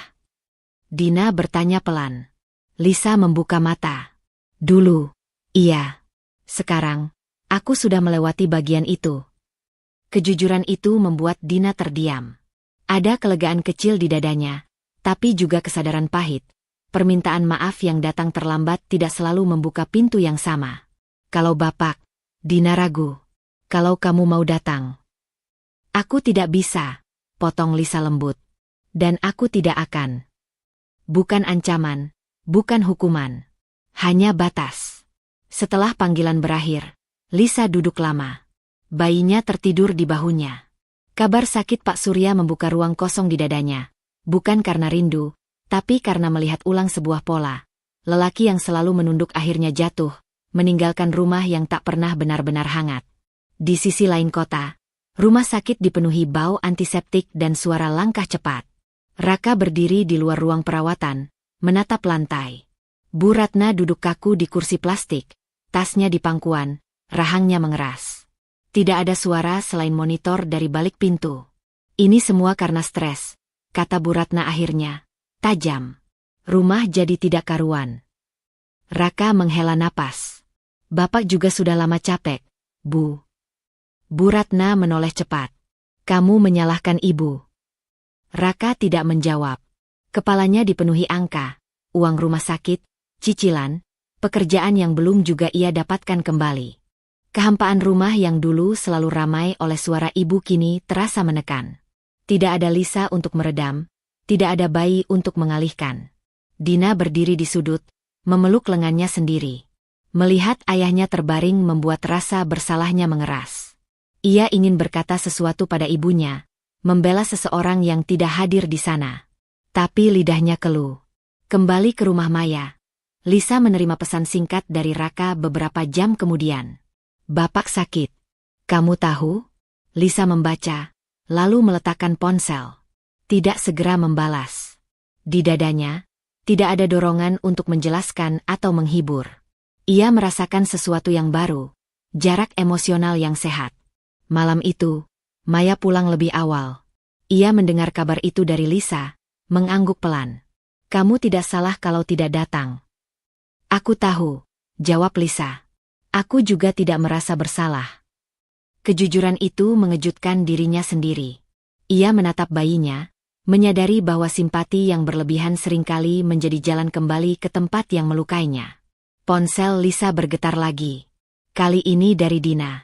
Ibu tanya kenapa kamu tidak datang. Lisa mengetik balasan singkat. Sampaikan salamku. Aku doakan dari sini. Ia menekan kirim, lalu mematikan ponsel. Keputusan kecil, berisiko, menutup akses di saat keluarga itu sedang rapuh. Tapi Lisa tahu, batas yang ia pasang hari ini adalah perlindungan, bukan kejam. Di keheningan malam, ia menyadari tekanan baru yang menanti. Sakit Pak Surya bisa menjadi alasan bagi mereka untuk menariknya kembali, dengan dalih kemanusiaan. Lisa menguatkan diri, memeluk bayinya lebih erat. Kali ini, ia berjanji pada dirinya sendiri. Ia tidak akan membiarkan rasa iba menghapus garis yang telah ia tarik dengan susah payah.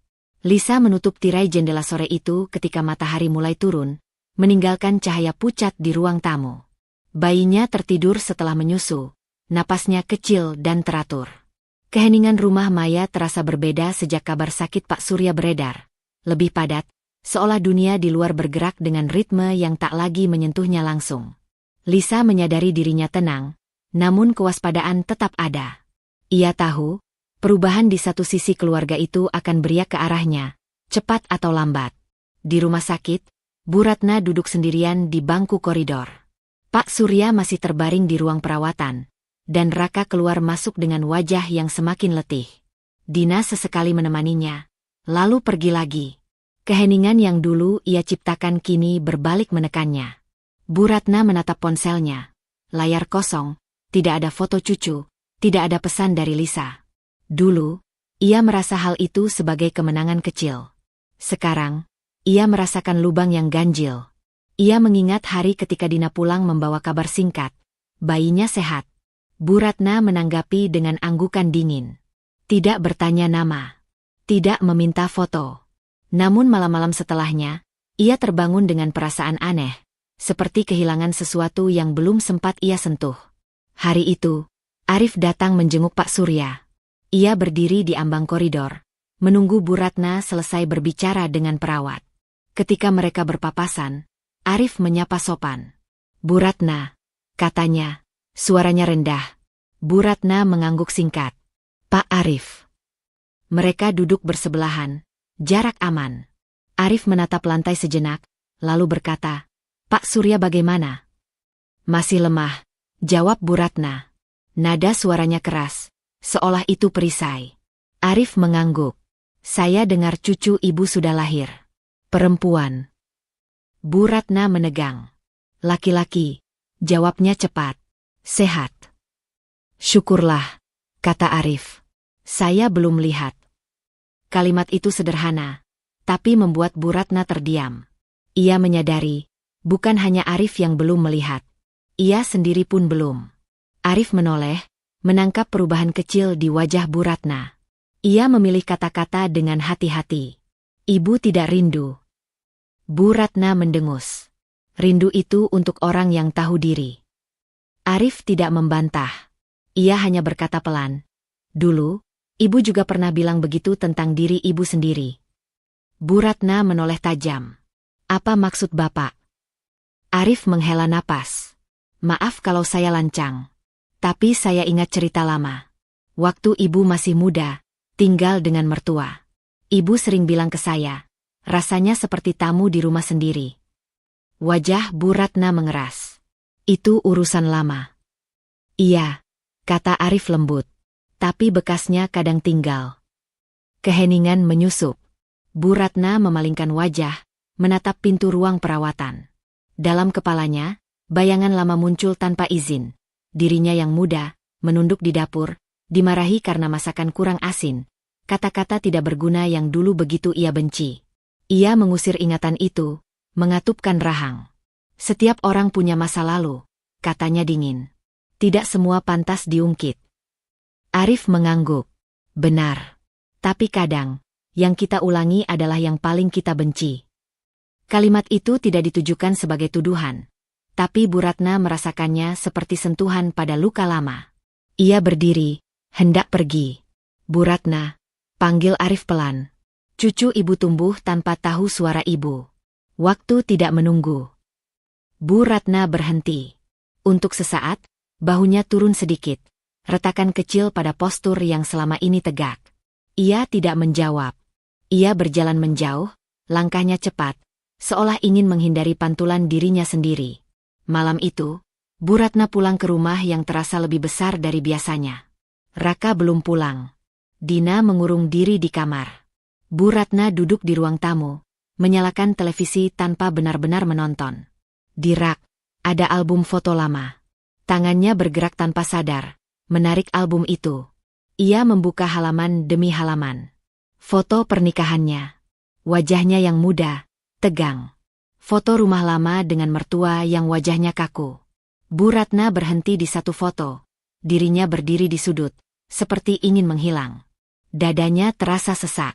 Tidak, gumamnya, menutup album. Aku tidak sama. Namun pikiran itu tidak lagi solid. Ada retakan yang membiarkan cahaya masuk, menyilaukan.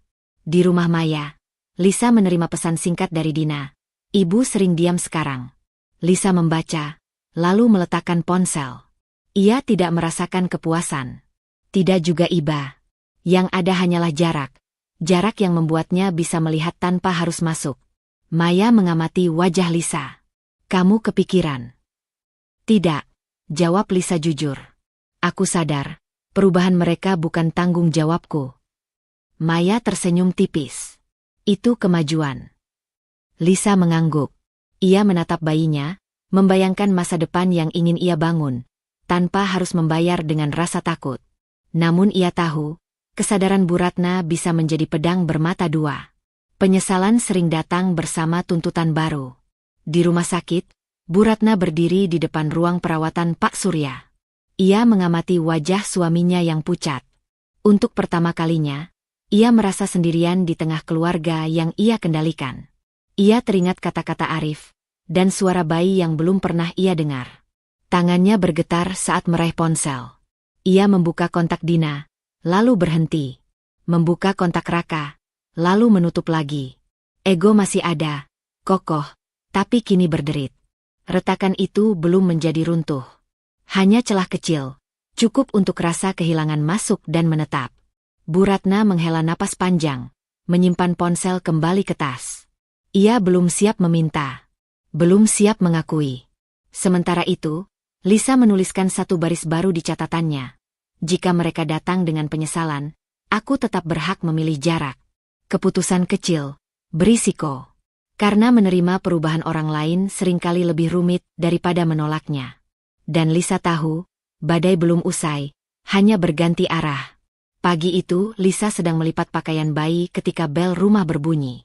Suaranya pendek, tegas, tidak ragu, bukan bunyi orang yang bertanya, melainkan orang yang merasa berhak. Lisa berhenti sejenak. Detak jantungnya tidak melonjak, hanya mengencang seperti tali yang ditarik perlahan. Maya melongok dari dapur. Aku buka. Lisa menggeleng. Biar aku. Ia mengusap punggung bayinya yang terlelap, meletakkannya di boks, lalu melangkah ke pintu. Begitu pintu dibuka, Bu Ratna berdiri di hadapannya. Tegak. Rambutnya disanggul rapi. Tasnya tergenggam erat, seperti tameng. Di belakangnya, Raka berdiri setengah langkah lebih jauh, wajahnya tegang dan lelah. Tatapan mereka bertemu, Raka menghindar lebih dulu. Lisa, kata Bu Ratna tanpa basa-basi. Saya mau bertemu cucu saya. Tidak ada salam. Tidak ada tanya kabar. Kata hak tidak diucapkan, tetapi terasa menggantung di udara. Lisa membuka pintu lebih lebar. Masuk. Bu Ratna melangkah masuk, menilai ruangan dengan mata yang sama seperti dulu, menyisir, mengukur. Raka mengikuti, menutup pintu pelan. Maya muncul dari dapur, berhenti di ambang, membaca situasi. Ini cucu saya, ulang Bu Ratna, menatap boks bayi. Suaranya bergetar tipis, bukan karena haru, melainkan karena tertahan. Apapun yang terjadi antara kita, itu tidak boleh menghalangi saya. Lisa berdiri di seberang boks, tubuhnya menjadi garis pemisah yang jelas. Duduk, Bu. Perintah itu lembut, tetapi tak terbantahkan. Bu Ratna mengerutkan kening, namun duduk juga. Raka ikut duduk di kursi terdekat, tangannya saling menggenggam. Kamu tidak berhak menutup akses saya, kata Bu Ratna. Saya neneknya. Lisa menarik kursi, duduk berhadapan. Nada suaranya tenang, hampir datar. Sebelum bicara soal hak, saya mau bicara soal tanggung jawab. Bu Ratna terkekeh pendek. Tanggung jawab saya jelas. Kamu yang pergi. Lisa mengangguk kecil. Saya pergi karena diusir. Keheningan jatuh. Bu Ratna membuka mulut, lalu menutupnya lagi. Raka menegakkan punggungnya, seolah ingin menyela, tapi Lisa melanjutkan. Di hari hujan. Saat saya hamil 8 bulan, kata Lisa. Kalimat ibu masih jelas di kepala saya. Saya tidak akan mengulanginya. Bukan karena lupa. Karena saya ingat betul. Bu Ratna menghela napas tajam. Kamu terlalu sensitif. Lisa tersenyum tipis. Dulu, mungkin. Sekarang, saya tepat. Raka menoleh cepat. Wajahnya memucat. Lisa berdiri, mendekati boks, mengangkat bayinya dengan gerakan hati-hati. Bayi itu meringkuk di dadanya. Aman. Anak ini lahir tanpa kehadiran ibu. Tanpa doa ibu. Tanpa kunjungan ibu. Itu bukan kebetulan. Itu karena kamu menutup diri. Bu Ratna meninggikan suara. Lisa menoleh, tatapannya lurus.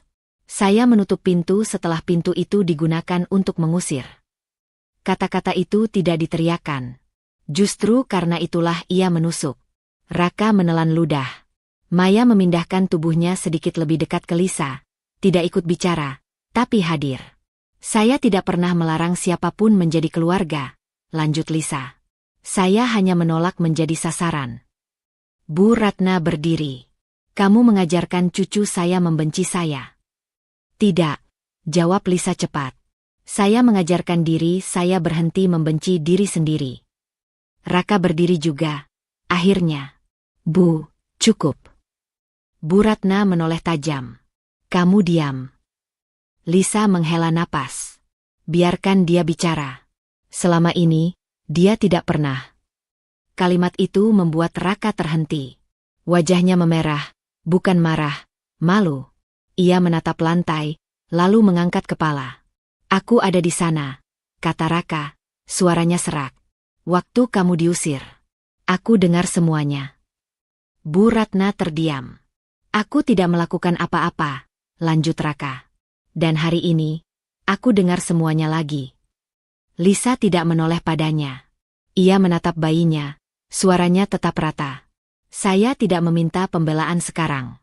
Saya hanya menyebutkan kenyataan. Bu Ratna mengatupkan bibir. Tangannya bergetar, lalu ia mengepalkannya.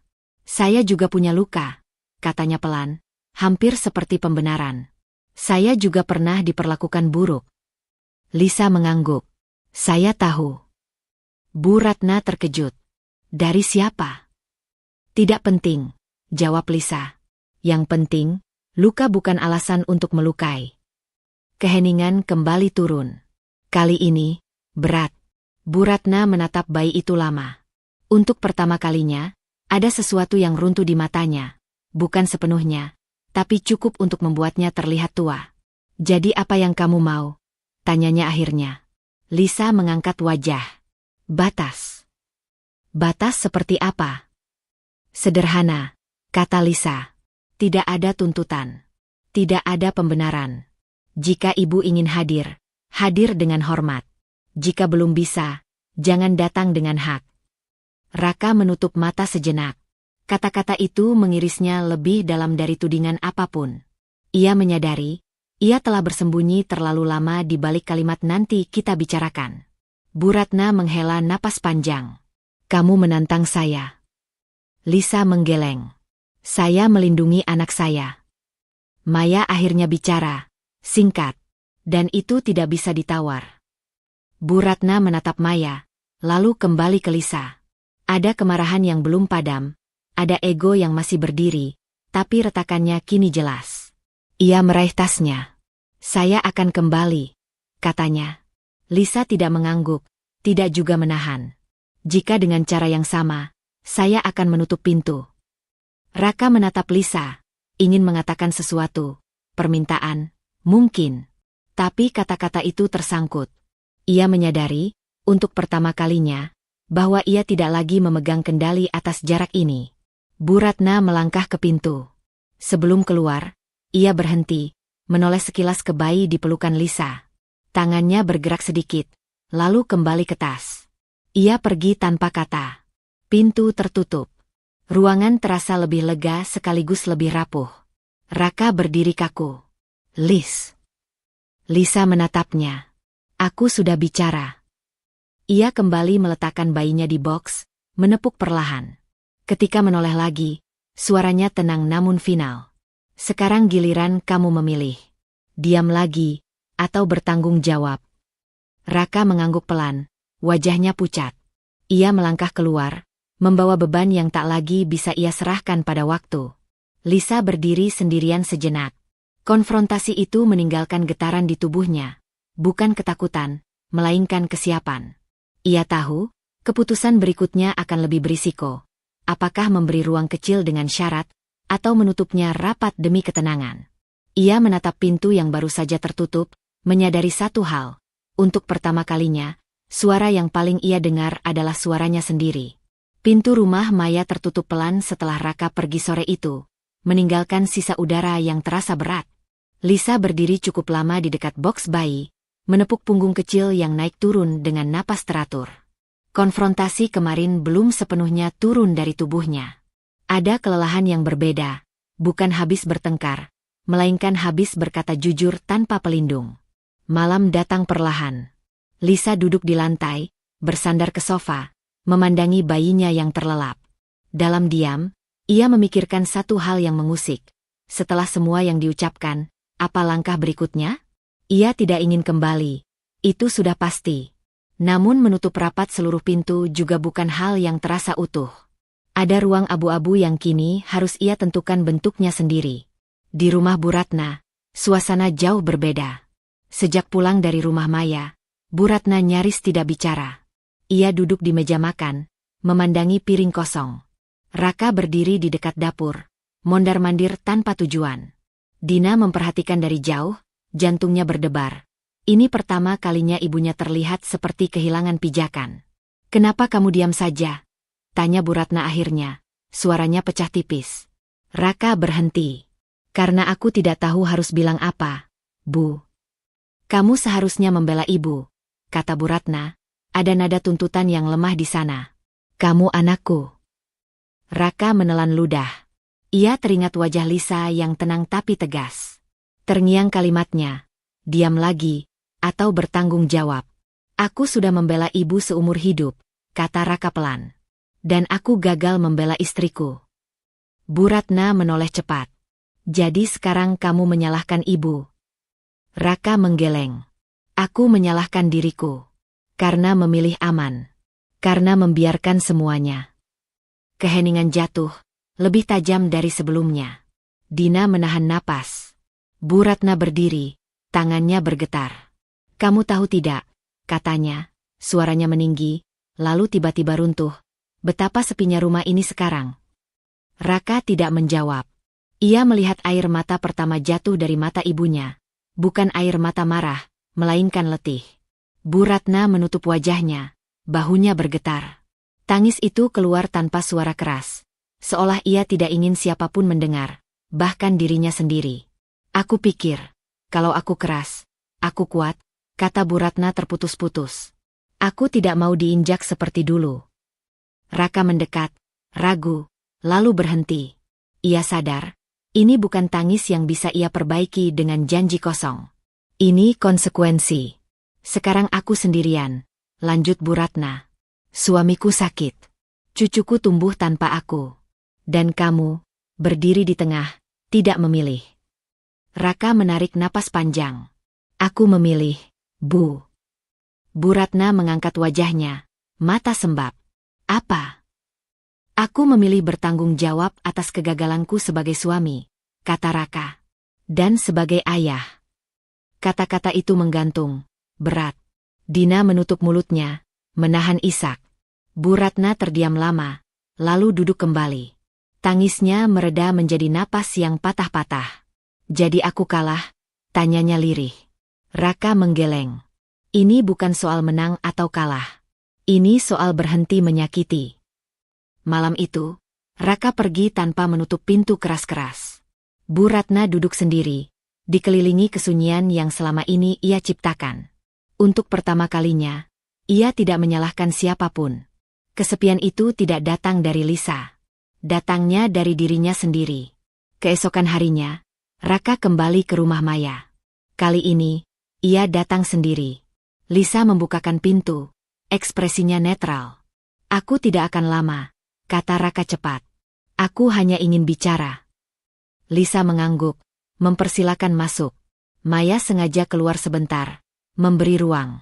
Aku sudah bicara dengan ibu, kata Raka. Dan, aku mengakui satu hal. Aku gagal. Lisa duduk, mendengarkan. Tidak ada dorongan untuk menyela. Aku tidak bisa memaksamu kembali, lanjut Raka. Dan aku tidak akan lagi menyuruhmu mengerti orang lain sebelum diriku sendiri. Lisa menatapnya. Ada getar kecil di dadanya. Bukan harapan, melainkan pengakuan bahwa kata-kata itu memang ia tunggu, meski terlambat. Aku tidak akan kembali, kata Lisa pelan, tegas. Bukan karena dendam. Tapi karena aku akhirnya aman di sini. Raka mengangguk. Aku tahu. Aku juga tidak menutup pintu maaf, lanjut Lisa. Tapi maaf tidak sama dengan lupa. Dan tidak sama dengan pulang. Raka menelan ludah. Aku mengerti. Keheningan menyelimuti mereka, tidak lagi penuh pertentangan, melainkan batas yang jelas. Lisa berdiri, menggendong bayinya, mendekat ke jendela. Cahaya pagi masuk lembut. Kalau kamu ingin menjadi ayah, kata Lisa tanpa menoleh, hadirlah. Bukan sebagai penuntut, tapi sebagai penanggung jawab. Raka berdiri, matanya berkaca-kaca. Aku akan mencoba. Lisa mengangguk kecil. Itu bukan janji yang ia pegang, hanya niat yang ia catat. Setelah Raka pergi, Lisa duduk kembali. Ada tekanan baru di dadanya. Membuka pintu maaf berarti membuka kemungkinan luka baru. Namun menutupnya rapat juga berarti membiarkan bayinya kehilangan kesempatan mengenal ayahnya. Pilihan itu tidak hitam putih. Lisa menuliskan satu keputusan kecil di catatannya. Maaf tanpa pulang. Hadir tanpa menguasai. Keputusan itu berisiko. Membutuhkan konsistensi, batas, dan keberanian setiap hari. Lisa memeluk bayinya, menyadari bahwa hidup ke depan tidak akan lebih mudah, hanya lebih jujur. Dan untuk pertama kalinya, itu cukup. Pagi itu datang dengan cara yang tidak menggelegar. Tidak ada musik latar, tidak ada air mata yang jatuh tiba-tiba. Hanya cahaya matahari yang masuk dari jendela kecil rumah yang kini sepenuhnya Lisa sebut sebagai miliknya. Ia berdiri di ambang pintu kamar, memperhatikan anaknya yang sedang belajar berjalan. Langkah-langkah kecil itu goyah, kadang jatuh, kadang bangkit lagi dengan tawa yang belum mengerti apa-apa tentang luka orang dewasa. Setiap kali tubuh kecil itu terhuyung, jantung Lisa ikut menegang. lalu melonggar saat anaknya tertawa, bangkit sendiri tanpa bantuan. Di sanalah Lisa menyadari sesuatu yang dulu tidak pernah ia bayangkan. Hidupnya tidak lagi menunggu siapapun untuk menjadi utuh. Waktu memang tidak menyembuhkan segalanya, tetapi ia memberi jarak. Jarak yang cukup bagi luka untuk tidak lagi berdarah setiap disentuh. Beberapa tahun berlalu tanpa perlu ditandai secara khusus. Tidak ada tanggal penting yang Lisa hafal, selain ulang tahun anaknya. Maya tetap menjadi penopang, bukan lagi sebagai penyangga darurat, melainkan sebagai bagian hidup yang saling menguatkan. Lisa bekerja, mengurus rumah, mengasuh anaknya dengan ritme yang akhirnya terasa alami. Kadang lelah, kadang takut, tapi tidak lagi rapuh. Di sisi lain kota, rumah Bu Ratna semakin sepi. Pak Surya telah tiada, pergi dalam tenang yang tidak pernah sempat mereka bicarakan. Kepergiannya meninggalkan ruang kosong yang tidak bisa diisi dengan kemarahan atau harga diri. Bu Ratna duduk di kursi kayu yang sama setiap sore, memandangi halaman.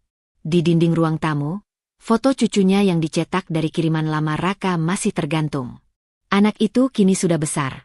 Senyumnya berbeda dari bayi yang dulu bahkan tidak pernah ia gendong. Kesadaran itu datang bukan sebagai petir, melainkan sebagai gerimis panjang. Ia kehilangan sesuatu yang tidak bisa diminta kembali. Raka sering datang, membawa buah atau sekadar duduk menemani ibunya. Ia sudah bekerja lagi, hidupnya perlahan membaik secara lahiriah. Namun ada satu bagian yang tidak pernah benar-benar pulih. Rasa bahwa ia telah gagal pada saat yang paling menentukan. Apa dia bahagia? Tanya Bu Ratna suatu sore, menatap kosong. Raka tahu siapa yang dimaksud. Iya, Bu. Anaknya. Sehat. Pintar. Bu Ratna mengangguk pelan.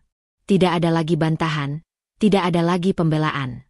Penyesalan kini tidak berbunyi keras. Ia hadir sebagai keheningan yang menetap. Aku kira aku melindungi kamu, kata Bu Ratna tiba-tiba. Ternyata aku hanya melindungi egoku sendiri. Raka tidak menjawab. Ia sudah terlalu lama menunggu kalimat itu. Kini saat ia akhirnya datang, tidak ada kemenangan di dalamnya. Apa masih ada kesempatan? Tanya Bu Ratna, hampir berbisik. Raka menatap ibunya. Kesempatan untuk apa? Untuk memperbaiki. Raka menghela napas. Tidak semua hal bisa diperbaiki, Bu. Beberapa hanya bisa diterima. Bu Ratna menutup mata. Air mata jatuh, bukan karena Lisa, bukan karena cucunya, tapi karena ia akhirnya melihat dirinya sendiri tanpa pembelaan. Sementara itu, Lisa berdiri di halaman sekolah kecil, menunggu anaknya keluar bersama anak-anak lain. Ada rasa bangga yang sederhana, tidak berisik, tapi hangat. Saat anaknya berlari ke arahnya sambil memanggil, "Mama," sesuatu di dada Lisa mengeras dengan cara yang baik, seperti fondasi yang akhirnya kokoh. Pada suatu sore yang tenang, Raka menghubungi Lisa. Suaranya di telepon terdengar lebih dewasa, lebih menerima. "Ibu ingin bertemu," katanya. "Kalau kamu mengizinkan." Tidak untuk menuntut apapun. Lisa diam cukup lama. Keputusan itu tidak datang dari luka lama, melainkan dari posisi barunya sebagai perempuan yang sudah berdiri. "Mungkin," jawabnya akhirnya. "Suatu hari. Bukan sekarang." "Tidak apa," kata Raka cepat. "Aku hanya ingin kamu tahu. Kami menyesal." Lisa memejamkan mata sejenak. Penyesalan itu tidak mengubah masa lalu, tetapi mengakhiri satu bab yang selama ini terbuka. "Terima kasih sudah mengatakan itu," ujar Lisa. "Jaga dirimu." Setelah telepon ditutup, Lisa tidak menangis. Ia juga tidak merasa menang. Yang ia rasakan hanyalah kelonggaran, sebuah simpul yang akhirnya terurai. Malam itu, Lisa duduk di kamar anaknya, membacakan cerita sebelum tidur. Saat lampu dipadamkan, ia memandang wajah kecil yang terlelap dengan rasa syukur yang tenang. Ia tidak kembali ke luka lama. Ia tidak membawa dendam ke hidup barunya. Ia melangkah dengan harga diri utuh, membawa pelajaran tanpa membiarkannya menjadi beban. Di luar, dunia tetap berisik. Konflik selalu ada di tempat lain. Tetapi bagi Lisa, satu perang telah selesai. Ia tidak menang dengan menghancurkan siapapun. Ia menang dengan memilih dirinya sendiri, dan tetap manusia. Dan disitulah kisah ini berhenti. Bukan karena semuanya sempurna, melainkan karena akhirnya jujur. Cerita Lisa bukan tentang menjadi kuat sejak awal, melainkan tentang belajar tidak lagi membiarkan diri dihancurkan oleh keadaan. Kadang luka terbesar bukan datang dari orang asing, tetapi dari orang yang seharusnya melindungi. Jika kamu sedang berada di posisi seperti Lisa, tertekan, dipermalukan, atau dipaksa, mengerti, tanpa pernah dimengerti, ingatlah ini. Berjuang untuk diri sendiri bukanlah bentuk egoisme. Itu adalah bentuk keberanian. Memaafkan tidak selalu berarti kembali. Bertahan tidak selalu berarti tetap tinggal. Dan diam terlalu lama seringkali hanya mengajarkan orang lain bahwa kita bisa terus dilukai. Harga diri bukan sesuatu yang diberikan orang lain. Ia dibangun, satu keputusan kecil demi satu keputusan kecil, meski penuh risiko. Terima kasih telah berjalan bersama cerita ini, dari luka ke keberanian, dari takut ke berdiri sendiri. Semoga setiap penonton yang pernah merasa kecil, tak didengar, atau terpinggirkan, menemukan pantulan dirinya, dan jalan pulangnya, di sini. Jaga hatimu, jaga batasmu, dan jangan takut memilih dirimu sendiri. Karena hidup yang utuh selalu dimulai dari keberanian untuk berkata, cukup. Salam hangat. Dan sampai bertemu di kisah berikutnya.